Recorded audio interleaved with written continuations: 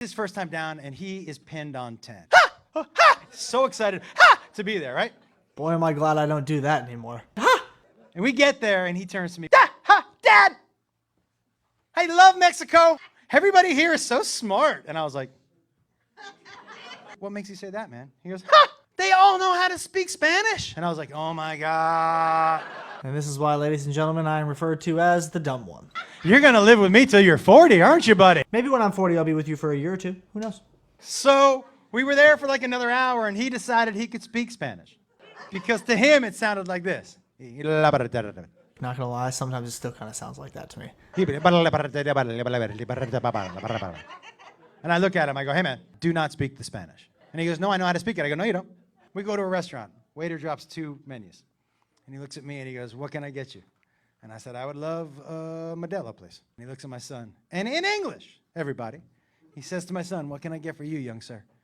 And my son's looking at the menu and he goes, Translation, I would like a Coca-Cola. I speak dumb. And the waiter's being polite, so he goes, excuse me? And my son louder goes, like the waiter was the fucking dummy, you know what I mean? And he goes, Mexican Coke. And the guy walks away, and I was like, Jacob.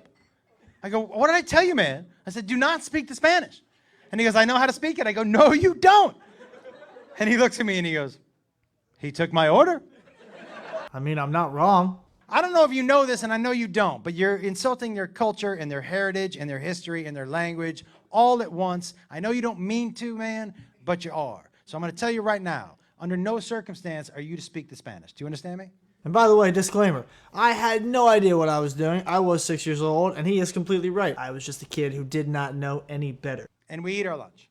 But he's still sulking. Anybody who has kids knows, you reprimand him one time, they're done for the day. And he's like, I just want to go home. I go, okay.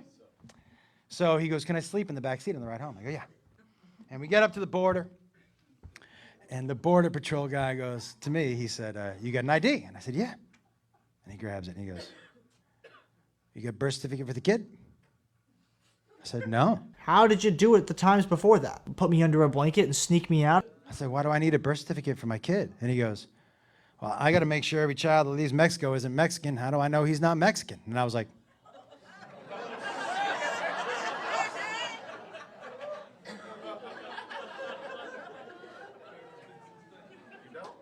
so I said, Jacob,